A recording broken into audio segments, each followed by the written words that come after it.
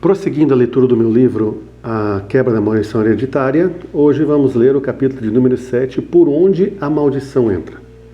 Como o pássaro que foge, como a andorinha no seu voo, assim a maldição sem causa não se cumpre. Provérbios 26, 2.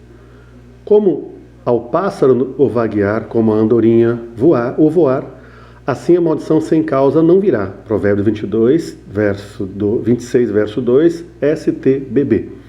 Sabemos que a maldição é uma consequência da prática do pecado. É o castigo de Deus sobre a pessoa que peca e a consequência sobre a linhagem geracional que é transferida de geração em geração. Fica claro que a maldição só opera quando há uma razão legal para esta operação, uma legalidade. Então, se não houver causa, ela não virá. Quais são então as causas de maldição? Ou quais são as práticas que causam a maldição? De modo geral, elas estão listadas quando existem práticas de idolatria, que é necromancia, ou culto aos mortos, ocultismo, perversão sexual, derramamento de sangue ou pactos de sangue. Então vamos analisar cada um desses principais itens. Primeiro, idolatria, necromancia, culto aos mortos. Neste caso, o objeto do culto, chamados santos ou santas, já morreram. E assim este culto torna-se uma tentativa de comunicação com os mortos e Deus condena isto. A palavra de Deus deixa claro que não existe comunicação entre os vivos e os mortos. Os 10 mandamentos trazem uma proibição clara contra qualquer culto e adoração de imagens. Então, falou Deus todas essas palavras. Eu sou o Senhor teu Deus que te tirei da terra do Egito, da casa da servidão. Não terás outros deuses diante de mim. Não farás para ti imagem de escultura, nem semelhança alguma do que há em cima nos céus, nem embaixo na terra, nem nas águas debaixo da terra. Não as adorarás, nem lhes darás culto. Porque eu sou o Senhor teu Deus, Deus zeloso, que visito a iniquidade dos pais nos filhos, até 3ª e 4ª geração daqueles que me aborrecem, e faço misericórdia até 1000 gerações daqueles que me amam e guardam os meus mandamentos. Êxodo capítulo 20, versos 1 ao 6. Existe alguma dúvida? Pois bem, muito bem. A Bíblia Sagrada é muito clara. Por detrás das imagens dos santos estão os demônios. Vejamos. Que digo, pois, que o sacrificado ao ídolo é alguma coisa, ou que o próprio ídolo tem algum valor? Antes digo que as coisas que eles sacrificam é a demônios que as sacrificam e não a Deus. E eu não quero que vos torneis associados aos demônios. Não podeis beber o cálice do Senhor e o cálice dos demônios. Não podeis ser praticantes da mesa do Senhor e da mesa dos demônios. 1 Coríntios capítulo 10, versos 20 e 21. Vejamos como está o texto de Êxodo capítulo 20, na Bíblia de Jerusalém. Eu sou Yahvé teu Deus, que te fez sair da terra do Egito, da casa da escravidão. Não terás outros deuses diante de mim. Não farás para ti imagem esculpida de nada que se assemelhe ao que existe lá em cima, nos céus, ou embaixo na terra, ou nas águas que estão debaixo da terra. Não te prostrarás diante desses deuses e não os servirás. Porque eu, Yahvé teu Deus, sou Deus ciumento, que puno a iniquidade dos pais sobre os filhos até 3ª e 4ª geração dos que me odeiam, mas que também ajo com amor até a 1000ª geração para aqueles que me amam e guardam os meus mandamentos. Êxodo 20, versos 2 a 6, Bíblia, Jerusalém. Observe no versículo 5, puno a iniquidade dos pais sobre os filhos. Fica claro aqui o registro da punição de Deus sobre os filhos daqueles que usam de imagens do que há em cima nos céus, na terra e debaixo da terra. Sabemos que só o Senhor é Deus e fora dele não há outro. A ti foi mostrado para que soubesse que o Senhor é Deus, nenhum outro há senão ele. Deuteronômio 4, verso 35. A Bíblia combate de forma séria a idolatria. Entregar-te-á também nas mãos dos seus reis, para que apagues o nome deles de debaixo dos céus. Nenhum homem poderá resistir-te até que os destruas. As imagens de escultura de seus deuses queimarás, a prata e ouro que estão sobre elas não cobiçarás, nem os tomarás para ti, para que não te enlaces neles, pois são abominação ao Senhor teu Deus. Não meterás, pois, coisa abominável em tua casa, para que não sejas amaldiçoado, semelhante a ela. De todo a detestarás e de todo a abominarás, pois é amaldiçoada. Deuteronômio 7, 24 a 26. Em tudo o que vos tenho dito, andai apercebidos do nome de outros deuses, nem vos lembreis, nem se ouça da vossa boca. Êxodo 23, verso 13. Os outros homens, aqueles que não foram mortos por esses flagelos, não se arrependeram das obras das suas mãos, deixando de adorar os demônios e os ídolos de ouro, de prata, de cobra, de pedra e de pau, que nem podem ver, nem ouvir, nem andar. Apocalipse capítulo 9, verso 20. Bem-aventurados aqueles que lavam as suas vestiduras no sangue do Cordeiro, que lhes assista o direito da árvore da vida. E entre na cidade pelas portas. Fora ficam os cães, os feiticeiros, os impuros, os assassinos, os idólatras e todo aquele que ama e pratica mentira. Apocalipse 22, 14 e 15. O diabo tem direito de visitar aqueles que usam seus símbolos, quer no corpo ou em sua casa. Rezou ou orou aos santos da Igreja Católica, que são pessoas que já morreram, é necromancia. A Bíblia fala sobre os mortos. Segundo a Bíblia Sagrada, não há reencarnação e sim ressurreição dos mortos. A primeira ressurreição será dos cristãos nascidos de novo, Apocalipse 20, verso 5. Os ímpios serão julgados diante do grande trono branco e depois irão para o lago de fogo, Apocalipse 20, 11 ao 15. Aqueles que morreram em Cristo aguardam o julgamento para receberem as coroas, segundo as suas obras realizadas aqui na terra. E aos que rejeitaram a Cristo caberá a condenação eterna. E como aos homens está ordenado morrerem uma só vez, vindo depois disso o juízo. Hebreus 9, 27. Os falecidos não tornarão a viver, os mortos não ressuscitarão. Por isso os visitastes e destruíste, e fizestes perecer toda a sua memória. Isaías 26, verso 4. Toda forma de contato com os mortos, pessoas que já faleceram, mesmo através de rezas, é pecado. É abominação, Senhor. O uso de imagens também, pois elas são uma figura de alguém que já morreu. E a Bíblia deixa claro que há um só mediador entre Deus e os homens, Jesus Cristo, homem. Portanto, há um só Deus e um só mediador entre Deus e os homens, Cristo Jesus, homem. 1 Timóteo 2, 5. O contato com os mortos através das rezas atrai maldição, consequências para os seus praticantes e sinais, consequências para os seus descendentes. A invocação a Maria, que está morta e não pode receber petições ou interceder por ninguém, ou mesmo ser mediadora de ninguém, é prática de necromancia. Veja, não se achará entre ti quem faça passar pelo fogo seu filho ou a sua filha, nem adivinhador, nem prognosticador, nem agoureiro, nem feiticeiro, nem encantador, nem necromante, nem mágico, nem quem consulte os mortos, nem todo aquele que faz tal coisa, pois todo aquele que faz tal coisa é abominação ao Senhor. E por estas abominações o Senhor teu Deus os lança de diante de ti. Perfeito serás para com o Senhor teu Deus, conforme Deuteronômio 18, 10 a 13. Versículo 11. Necromante, isto é, a pessoa que invoca os mortos. Toda vez que alguém invoca uma pessoa que já morreu, mesmo que esta pessoa seja intitulada pelos homens de santo ou santa, está praticando a necromancia e por essa razão está debaixo da abominação, repulsão, é execrado do Senhor nosso Deus.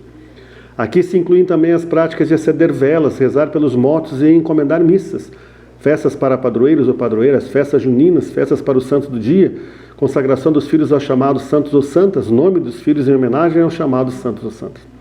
Maria, mãe de Jesus, que é intitulada de virgem, nossa, etc. Deixa clara a sua obediência ao Senhor, pois sabia que ele era o Cristo, o Messias, o enviado, o Filho de Deus, no primeiro milagre realizado por Jesus. Em um casamento em Caná da Galileia, Maria estava junto com ele e disse: então ela falou aos serventes: fazei tudo o que ele vos disser. João 2, 5.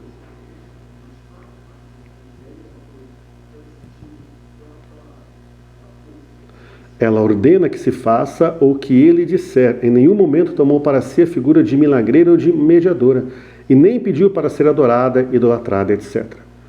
Estão debaixo do engano aqueles que o fazem. Além disso, a palavra de Deus registra que Maria continuou sua vida de casada e mãe de família, inclusive dando luz a mais filhos e filhas naturais, os quais teve com José, seu marido, e, portanto, não lhe cabe o termo de Virgem Maria. Falava Jesus ao povo, eis que sua mãe e seus irmãos estavam do lado de fora, procurando falar-lhe. E alguém lhe disse, tua mãe e teus irmãos estão lá e querem falar-te. Mateus 12, 46, 47. Não é este o filho do carpinteiro? Não se chama sua mãe Maria, seus irmãos Tiago, José, Simão e Judas? Não vive entre nós todas as suas irmãs? De onde vem, pois, tudo isto? Mateus 13, 55 e 56. Todos esses perseveravam unânimes em oração com as mulheres, estando entre elas Maria, mãe de Jesus, e com os irmãos dele, Atos 1,14. Vemos aqui o relato da existência de irmãos e irmãs de Jesus, que eram filhos de José e de Maria, nascida depois de Jesus, que nascera só de Maria e que fora concebido pelo Espírito Santo. Aqueles que tiveram pais e demais antepassados que praticaram idolatria, não somente a ídolos levantados a partir de pessoas que já morreram, mas também de tudo o que há no céu, sol, lua, estrelas, astros, planetas, embaixo na terra, terra, água, árvores, florestas, flores, animais e nas águas debaixo da terra. Peixes e seres marinhos podem estar vivendo debaixo da maldição e podem ter se tornado iguais, tomada a fórmula a estes ídolos. Prata e ouro são os ídolos deles. Obra das mãos de homens, tem a boca e não falam, tem olhos e não veem, tem ouvidos e não ouvem, tem nariz e não cheiram, suas mãos não apalpam, seus pés não andam, som nenhum lhes sai da garganta. Tornam-se semelhantes a eles os que os fazem, e quantos neles confiam. Salmo 105, 4 a 8. Primeira parte, em seguida falarei a segunda parte. Segunda parte. Todas essas características listadas nesses versículos acima são características de pessoas que estão debaixo da maldição vinda como consequência da prática da idolatria. Desde o primeiro momento em que algum antepassado iniciou a prática de idolatria e adoração a falsos deuses, abriu espaço na linhagem familiar para a ação de espíritos familiares que tensionam perpetuar tal prática e, portanto, perpetuar a maldição na vida de seus descendentes.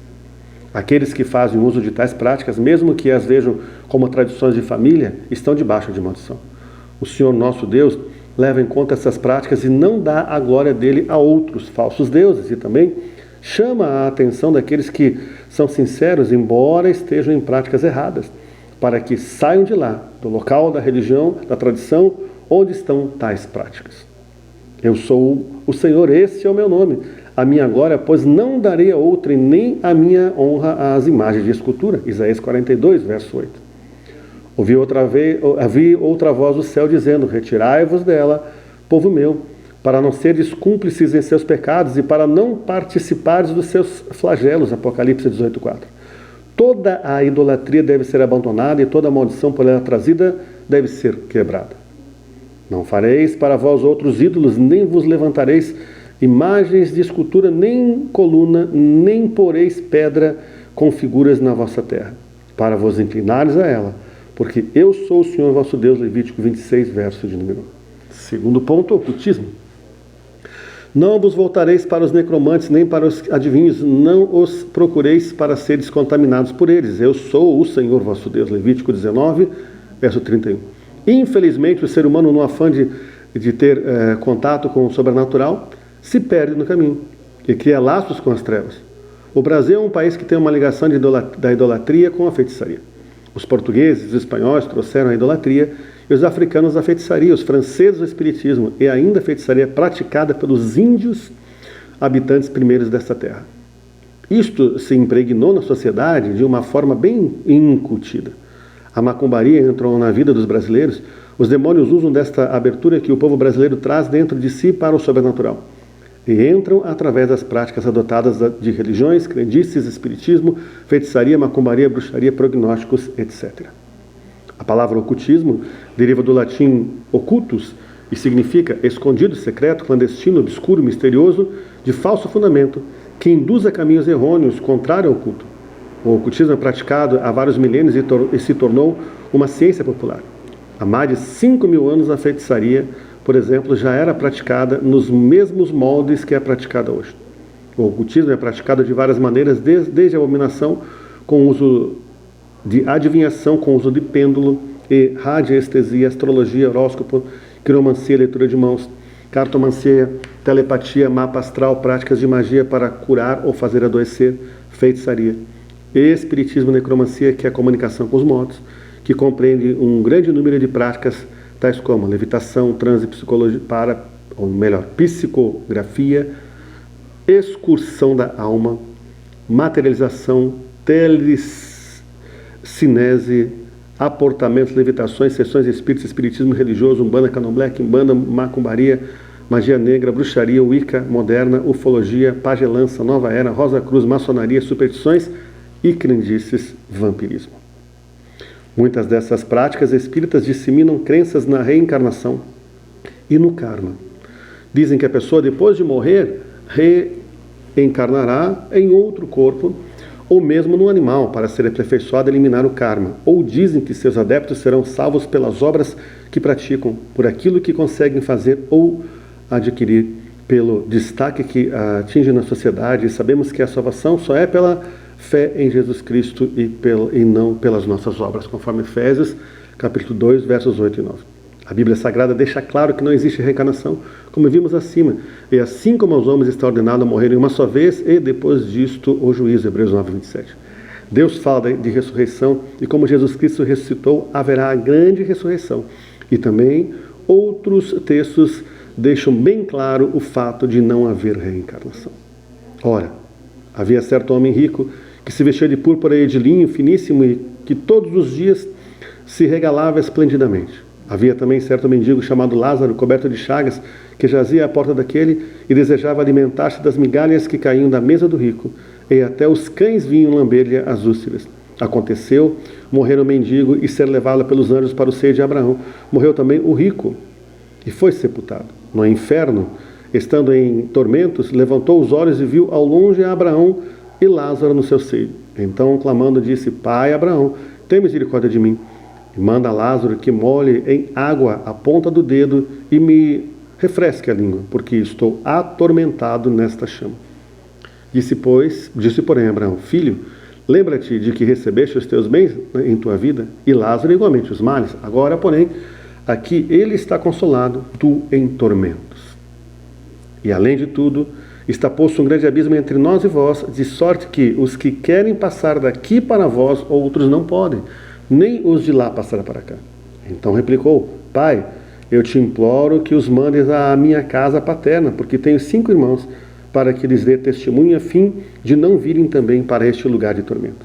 Respondeu Abraão: Eles têm Moisés e os profetas, ouçam-nos. Mas ele insistiu: Não, pai Abraão. Se alguém dentre os mortos for ter com eles, arrepender-se-ão. Abraão, porém, lhe respondeu: Se não ouvem a Moisés e aos profetas, tampouco se deixarão persuadir, ainda que ressuscite alguém dentre os mortos. Lucas 16, 19 e 31. Fica claro aqui que não existe reencarnação. Não queremos, porém, irmãos, que sejais ignorantes com respeito aos que dormem, para não vos entristeceres como os demais, que não tem esperança, pois se cremos que Jesus morreu e ressuscitou, assim também Deus, mediante Jesus, trará juntamente em sua companhia os que dormem. Ora, ainda vos declaramos por palavra do Senhor isto: nós, os vivos, os que ficarmos até a vinda do Senhor, de modo algum precederemos os que dormem. Porquanto o Senhor mesmo, dada a sua palavra de ordem, ouvida a voz do arcanjo e ressoada a trombeta de Deus, descerá dos céus, e os mortos em Cristo ressuscitarão primeiro. Depois nós, os vivos, os que ficarmos, seremos arrebatados juntamente com eles entre nuvens, para o encontro do Senhor nos ares, e assim estaremos para sempre com o Senhor. Consolai-vos, pois, uns aos outros com essas palavras. 1 Tessalonicenses 4, 13 ao 18. Todos vão para o mesmo lugar, todos procedem do pó, e ao pó tornarão. Eclesiastes 3:20. E o pó volte à terra como era, e o espírito volte a Deus que o deu. Eclesiastes 12:7. Porque os vivos sabem que hão de morrer, mas os mortos não sabem coisa alguma, nem tampouco terão eles recompensa, porque a sua memória jaz no esquecimento. Eclesiastes 9:5. Temos uma vida para vivermos nesse mundo, na presença de Deus. Tudo o que o homem invoca do sobrenatural, das trevas, traz consequências para ele próprio e para as gerações futuras. Portanto, tudo o que os antepassados fizeram, trilhando caminhos que não eram os caminhos de Deus, deixou como registro consequências dramáticas para os seus descendentes, as maldições que foram herdadas. Em sessões espíritas, os demônios imitam até mesmo a voz e a letra dos mortos, como se fossem eles mesmos falando ou escrevendo. Infelizmente, muitos entraram neste caminho de engano, fazendo-se então necessário quebrar a maldição hereditária presente nas gerações em razão destas práticas de ocultismo, espiritismo,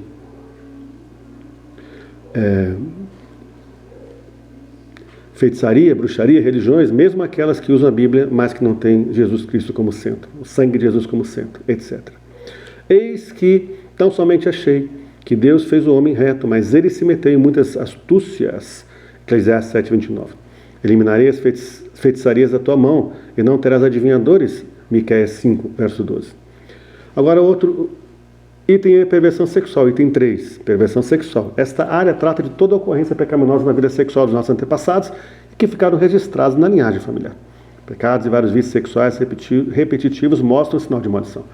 Abuso sexual na infância ou em qualquer outra idade. Muitas índias e muitos índios foram abusados sexualmente e se prostituíram em troca de bebidas alcoólicas e presentes. Muitas índias foram literalmente estupradas, violentadas, forçadas sexualmente. Esta prática também ocorreu com as negras e com os negros escravos. As negras eram levadas para ter relação sexual com os senhores das fazendas e os negros com as senhoras. Muitas negras foram também violentadas, estupradas sexualmente. Incesto, que é a prática de sexo entre pessoas da mesma família, prática de masturbação, que é uma relação sexual individual em alto nível de orgulho e sempre praticada com alguém na mente da pessoa que a pratica. Como costumo dizer, ninguém se masturba pensando numa pedra ou tijolo, mas tem sempre uma pessoa no pensamento. Aqui é a parte 2, em seguida traremos a parte 3. Parte 3, então, prosseguindo aqui, no nosso ensino hoje, o capítulo do livro, que é o número 7, por onde a maldição entra. Pornografia, que é toda forma de exposição obscena, seja através de revistas, internet ou qualquer outra modalidade. Voyeurismo, no qual o praticante sente excitação e prazer sexual ao observar outra pessoa. Homossexualismo, lesbianismo, que é a prática sexual com pessoa do mesmo sexo, condenada por Deus. Se o homem se deitar com outro homem, como se fosse mulher, ambos terão praticado abominação. Certamente serão mortos, o seu sangue será sobre eles. Levítico 20, no verso 13. Estupro, sexo forçado, exibicionismo, forma de se vestir mostrando ou destacando partes íntimas, mostrando partes do corpo. Prostituição, sexo pago, ou a pessoa pagou para ter relação sexual com alguém, ou foi paga para ter relação sexual com outra pessoa. Fornicação, relação sexual entre pessoas solteiras. A herança que no princípio é adquirida às pressas não será abençoada no seu fim. Provérbios 20, verso 21. Bastardia, quando houve relação sexual e uma criança foi concebida fora da aliança do casamento, ficando sob a maldição de bastardo, conforme Deuteronômio 23, 2, assunto que vamos tratar mais à frente. Bestialidade, relação sexual praticada com algum animal. Adultério, relação sexual com pessoa casada, obviamente fora da aliança do casamento por uma das partes. Também fantasias eróticas, pensamentos impuros, troca de casais, sexo grupal, sexo anal e oral fora do casamento, sexo virtual, pedofilia, sexo com crianças, necrofilia, sexo com cadáveres e toda forma de prática sexual fora do padrão de Deus, que é insantidade e debaixo da aliança do casamento entre um homem e uma mulher. E não tomarás com tua mulher outra, de sorte que lhe seja rival, descobrindo a sua nudez com ela durante a sua vida. Não te chegarás à mulher para descobrir a nudez durante a sua menstruação, nem te deitarás com a mulher do teu próximo para te contaminares com ela, e da tua descendência não darás nenhuma para dedicar-se a Moloque, nem profanarás o nome do teu Deus. Eu sou o Senhor. Com homem não te deitarás como se fosse mulher, é abominação. Nem te deitarás com animal para te contaminares com ele, nem a mulher se porá perante um animal para juntar-se com ele. É confusão. Com nenhuma destas coisas vos contaminareis, porque com todas estas coisas se contaminaram as nações que eu lanço fora de diante de vós. E a terra se contaminou, e eu visitei nela a sua iniquidade. e ela vomitou os seus moradores. Levítico 18, de 18 ao 25. Fica claro que muitos problemas enfrentados nas famílias da atualidade têm suas raízes na herança vinda dos antepassados. E esta herança é de maldição e precisa ser quebrada. Quarto ponto, derramamento de sangue. A Bíblia Sagrada revela que Deus é o vingador do sangue inocente, pois aquele que requer o sangue lembra-se deles e não se esquece do clamor dos aflitos. Salmo 9, verso 12.